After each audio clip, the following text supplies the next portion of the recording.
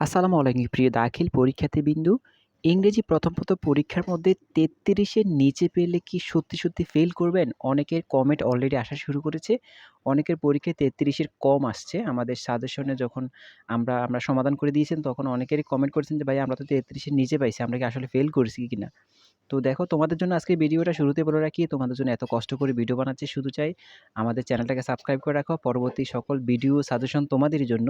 এজন্য অনুরোধ থাকবে যে আমাদের এই ভিডিওটা দেখো অবশ্যই আমাদের চ্যানেলটিকে সাবস্ক্রাইব করে রাখবে। দেখো আমি আগেও একটা ভিডিওতে বলেছিলাম, প্রথম পত্র পরীক্ষা দিয়েছো, দ্বিতীয় পত্র পরীক্ষা এখনো বাকি।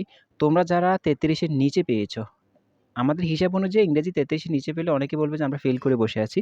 কিন্তু আমি বলব যে বিশ্বাস করো, তোমরা এখন পর্যন্ত কেউ ফেল করো নাই। তুমি যদি ইংরেজি প্রথম পত্রে ২০ ও পাও, তাও কেউ ফেল করো না এখন পর্যন্ত।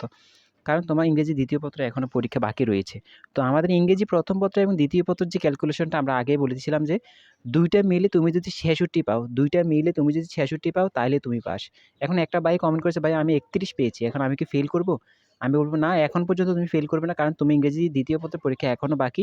তুমি যদি ইংরেজি দ্বিতীয় পত্র মিলিয়ে যদি ৩১ এর সাথে তুমি যদি আরো কিছু মার্ক তুলে টোটাল যদি ৬৬ হয়, তো ৬৬ হলেই তুমি পাস করবে।" আশা করি বুঝতে পেরেছো। ধরো তুমি কোনো কারণে ধরো তুমি ১৬ পেলে বা ২৬ পেলে, তুমি ২৬ পেলে ধরো ইংরেজি প্রথম পত্র পরীক্ষায়। তো ২৬ পেলে এখন ৬৬ হতে যতটুকু বাকি ঠিক ততটুকু যদি তুমি সেকেন্ড পেপারে উঠাতে পারো তাহলে তুমি পাস।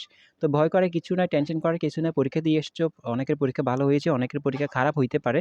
কারণ আমি আগেও বলেছিলাম ইংরেজি প্রথম পত্র পরীক্ষাটা অতটাও সহজ হয় না।